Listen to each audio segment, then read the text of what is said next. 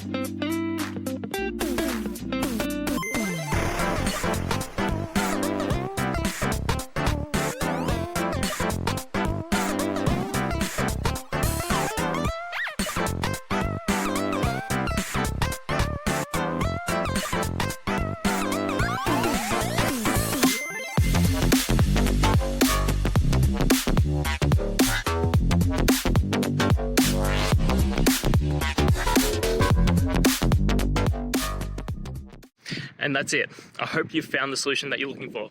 If you did, please hit subscribe. I'd really appreciate it.